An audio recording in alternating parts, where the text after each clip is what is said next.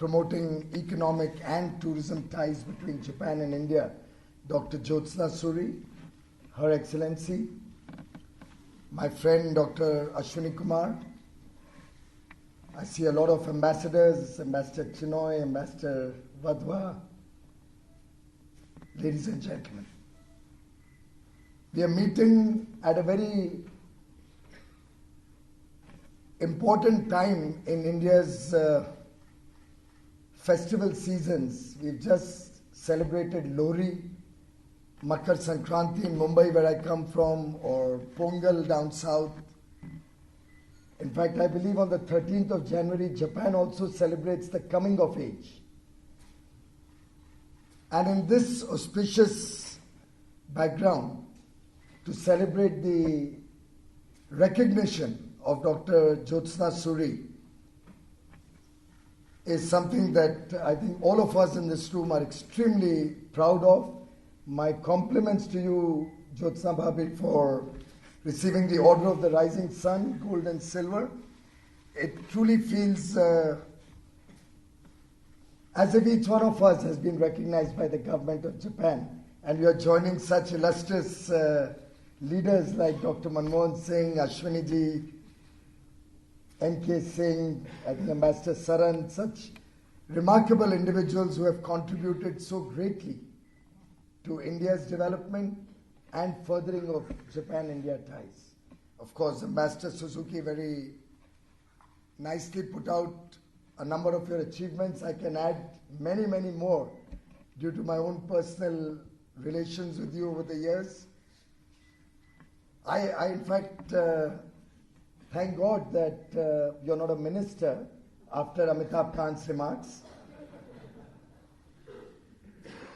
But very clearly, what you have contributed in a so-called man's world in terms of your work, whether it's in the hospitality sector, the promotion of tourism, or for that matter, the recognition that women in India rightfully deserve, with your own role as chairperson of FICCI, your leadership of FICCI's tourism group over the last, I think, 15 years, the way you've been able to stand out in terms of taking India to the rest of the world and introducing some very interesting newer locations to both Indians and foreign tourists is a contribution I think all of us will very deeply recognize. In fact, I still remember I first came in touch with your family in 1989. And that was about the time you had finalized the Subros agreement as a little earlier than that, 84, 85 period. And I still remember both the excitement in the family for the new Japanese tie-up and the huge potential that you saw. And I think today Suzuki, not you, Master Suzuki, but your company, Suzuki in some sense symbolizes the deep relationship that India and Japan share.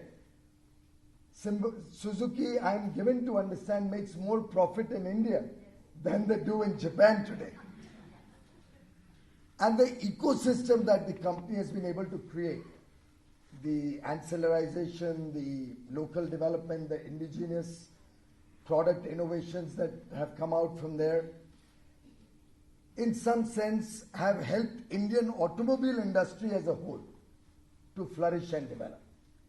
So therefore I wanted to give the dimension that you may not remain constricted to tourism and hospitality in the recognition that you have received so rightfully today, but your contribution to the engagement between Japan and India and your family's contribution to helping build this huge success story that the automobile sector is today is remarkable.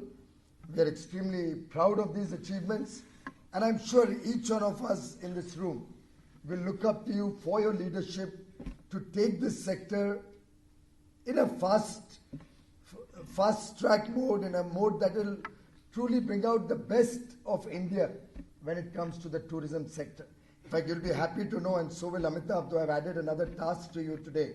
The last meeting that I had before I left for the Japanese embassy was to see what we can do to bring tourism as the center stage of our services promotion in the country. And I do hope we can receive some good guidance, support, suggestions. And in your absence, I have tasked my officers to get in touch with you tomorrow to see how this can be fast-tracked in the days and months to come. India and Japan, of course, share a very, very deep connect, whether at the government level, whether at the people-to-people level. As Prime Minister Abe-san said, he looks at India as a lifetime friend, a lifelong friend. And he recognizes that both India and Japan have a lot of things in common, have a long way to go together. He in fact looks as Prime Minister Modi and India as one of his most trusted friends. And I think it's enjoined upon all of us in this room, all of us both from India and Japan, in our respective areas of work, to see how we can make this, I would not call it a dream, but I would call it an aspiration, a reality. In fact, Japan is probably the only country that Prime Minister Modi has visited 4 times since he assumed office, only reflecting the deep importance that we give to the Indo-Japanese relationship. We have a huge Indian diaspora in Japan who also contribute to the Japanese economy in different ways. And I'm sure the recognition that Japan has given to you, Dr. Suri, today will only give all of us more encouragement to take this relationship to the very next level. Thank you very much, Ambassador, and through you I would like to thank the government of Japan and Prime Minister Abe-san for this honor bestowed on Dr. Suri, but also upon each one of us in this room, for all of us Indians. I'm grateful to you for this honor, and I do hope this only is a beginning of another phase of our deep relationship, this time in the tourism sector. Thank you very much, ladies and gentlemen.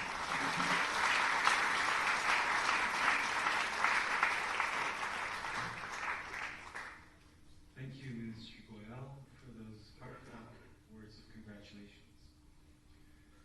And now, ladies and gentlemen, I would like Dr. Jyotsna Suri, decorated with the Order of the Rising Sun Gold and Silver Star, to address all of us with an acceptance speech.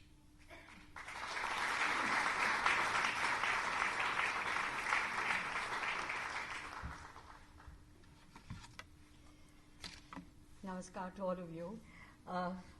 I don't even know where to begin because